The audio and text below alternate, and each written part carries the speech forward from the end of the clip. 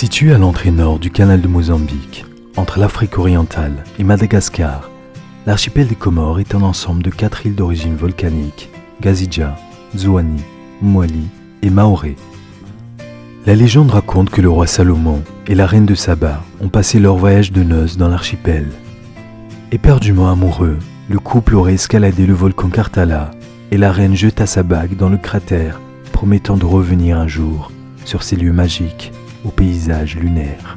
Surnommées les îles de la Lune ou les îles au parfum, les Comores est un appel à l'émerveillement, un voyage dans le temps, dans un paysage paradisiaque qui ne demande qu'à être découvert.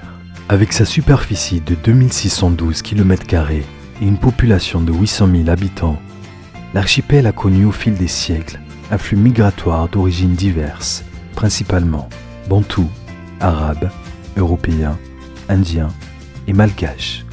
Ce qui fait des Comores un lieu unique avec une culture métissée, riche et originale.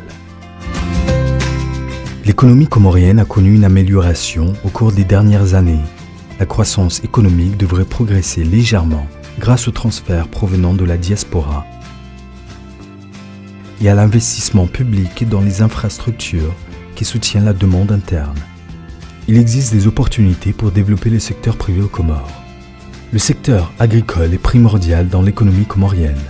Il contribue pour environ 46% du PIB, 57% des emplois et près de 90% des recettes d'exportation. Cependant, le pays importe de plus en plus de produits alimentaires. Ce secteur emploie plus de 80% de la population active qui est concentrée surtout sur les produits de rente, la vanille, le clou de girofle et l'essence d'ylang-ylang. D'ailleurs, les Comores sont les premiers producteurs mondiaux de la fleur d'ylang-ylang. La pêche occupe une place importante dans l'économie du pays. Le poisson reste l'une des principales sources de protéines animales du consommateur comorien. Et près d'un cinquième de la population dépendrait largement de l'exploitation des ressources halieutiques. Construction de poutres et de pirogues, poterie, vannerie ou broderie, les artisans comoriens ont su développer des objets utilitaires et originaux. Les principaux produits artisanaux des Comores sont le travail de bois sculpté, la poterie populaire, les poupées enjonaises, la broderie, la confection de joho et kofia, le chiromani et la bijouterie traditionnelle. Les Comores disposent d'atouts exceptionnels et d'un patrimoine touristique extrêmement riche et varié qui s'exprime notamment dans la culture et la gastronomie et qui constitue également une ressource touristique très importante.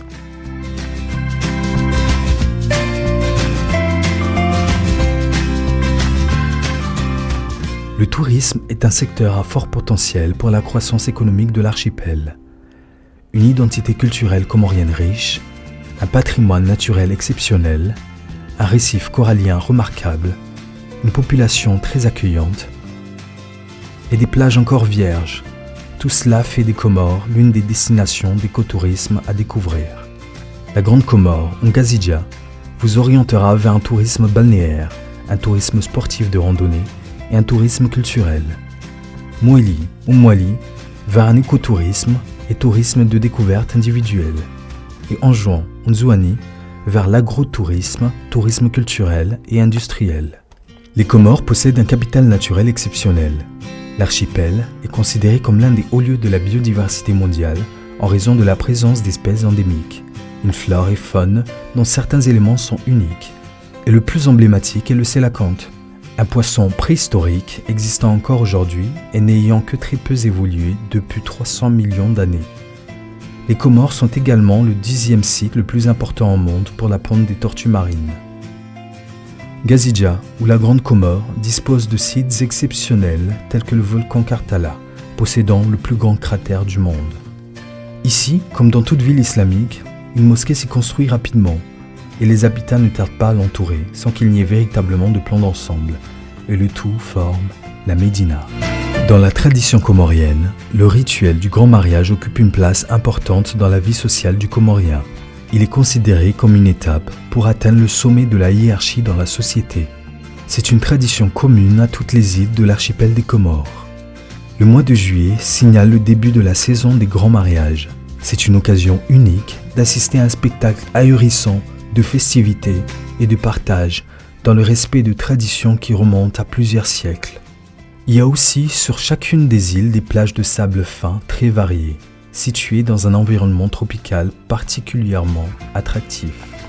L'île d'Anjouan, ou l'île au parfum, la deuxième île de l'archipel de par sa taille et sa population. Elle abrite plusieurs écosystèmes forestiers, dont une forêt de montagne généralement humide pour la production de cultures vivrières. Moussamoudou, la capitale d'Anjouan, possède la plus belle médina de l'archipel, surplombée d'une citadelle. Bambao, société pour la découverte des plantes et fabrication de parfums. Cette ville abrite les ruines du palais Abdallah III. Domoni, la porte d'entrée de la culture arabe. Cette île volcanique au relief accidenté offre des panoramas exceptionnels. Son paysage formé de montagnes entrecoupées de vallées et une végétation luxuriante parfumée, d'où l'origine du surnom de l'île au parfum.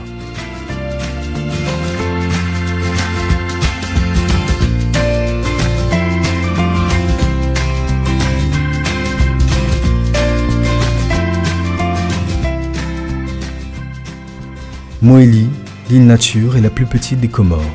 Avec un paysage encore préservé, c'est une destination à l'écart des grands flux touristiques. De sa nature époustouflante, une faune rare, une flore luxuriante et une biodiversité de vie marine et sous-marine classée parmi les plus préservées dans le monde.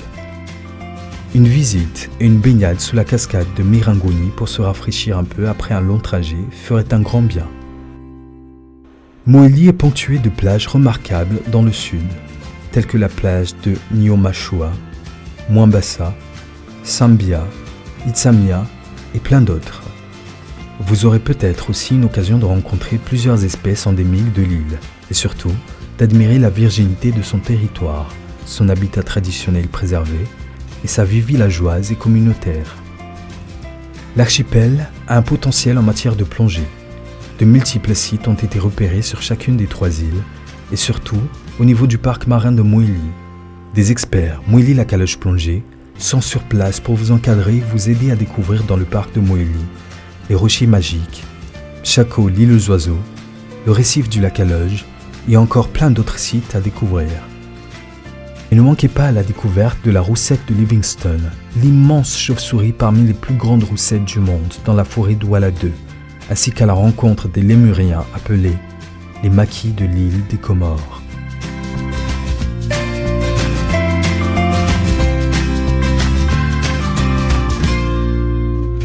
En somme, un séjour dans l'archipel au parfum, c'est éveiller vos rêves et vivre une expérience unique. Il y en a pour tous les goûts et de toutes les couleurs.